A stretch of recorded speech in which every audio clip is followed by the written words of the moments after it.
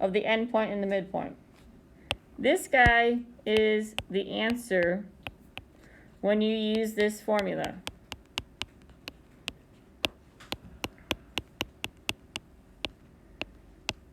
So you can think of him as answer X, answer Y. And you don't know this one. But you know X1, Y1, right? Mm-hmm. So you could solve it. 3 is X1. You don't know X2. You're going to equal answer X, 2. And then you know Y1, you don't know Y2, and that equals answer Y. So now you have two equations to solve for the variable, right? And what do you do at the midpoint? You don't do it.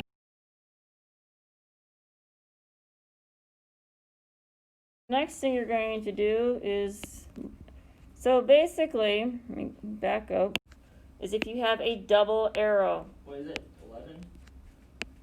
No, that is the parallel sign. Okay.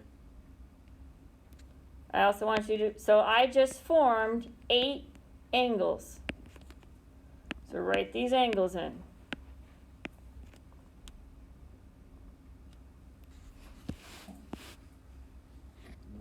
And we're going to learn 7 different types of angles.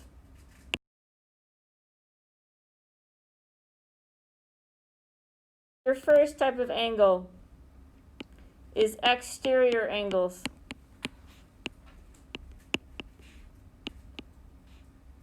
Exterior angles are outside the parallel lines. Think of them as outside of the house. So these would be angle 1, angle 2, angle 7, and angle 8. Those are all exterior. So exterior angles, I can also know that angle 1 is congruent with angle 8. And angle 7 is congruent with angle 2. Oh, no, scratch that. So, scratch that part about the angles. All right, the second type of angle, interior. Interior angles. So obviously interior means they are inside the house. So angle 3, angle 4, angle 5, and angle 6. See how those are all inside the house?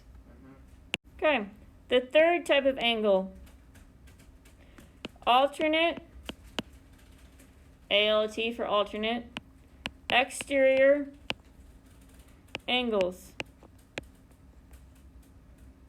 Now we have angle 1 and angle 8. They are congruent. Angle 2 and angle 7 are congruent. So we should alternate exterior, right? No. So now we have alternate interior.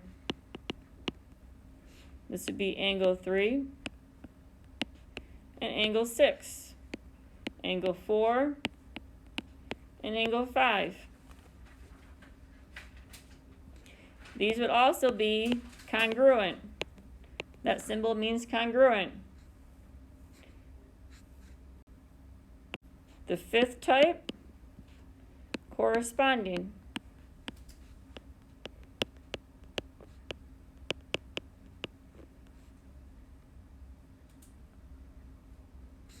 So like think of this as an intersection. Think of this as an intersection. Corresponding is in the same position of 2 intersections. So angle 1 and angle 5. You see how it's on the top outside? Mm-hmm. So you have the both on the top. Then you have angle 2 and angle 6. And then you have angle 4 and angle 8. And angle 3 and angle 7. Those are all corresponding angles. corresponding angles would be congruent. So all of these, so 4 and 8 would be congruent, 3 and 7 would be congruent, 2 and 6 would be congruent, and 1 and 5 would be congruent. So 6. Vertical angles. We just learned about this. So give me an example of a vertical angle. Yeah. 1 and 4. Carter, give me one. 5 and 8. Yep. Wesley. Mm-hmm.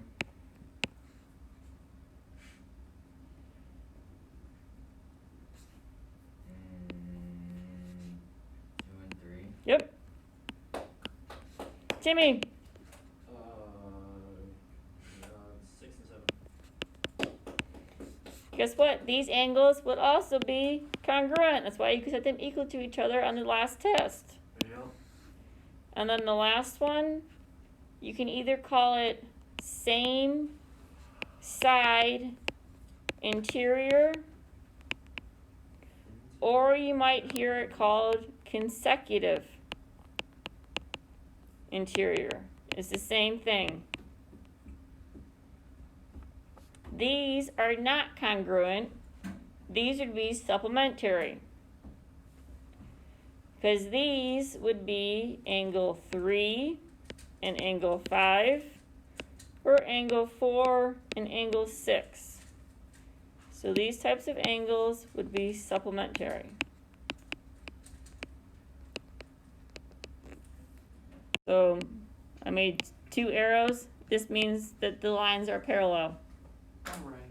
So if I have 2 parallel lines and I give angle 1, I tell you what the measure is, and you know the 2 lines are parallel, then you know all the other angles. Yep.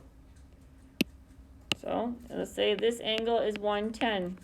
Okay. What would all the other angles be? 110. Nope.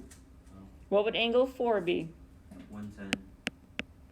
So that means angle 2 would have to be That'd be 70. 70, because it has to equal 180. So that means this has to be 70. Then 5 is 110. 5 is 110, How did we get 70? because these are vertical. Meaning If you that add they 70 added to to 110, what do you get? 180. 70 plus. So that means this has to be 70 because alternate interior. Oh.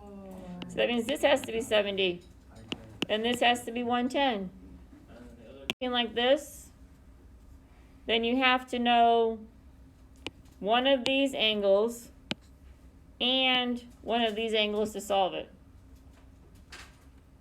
So you would have to know 2 different types of angles.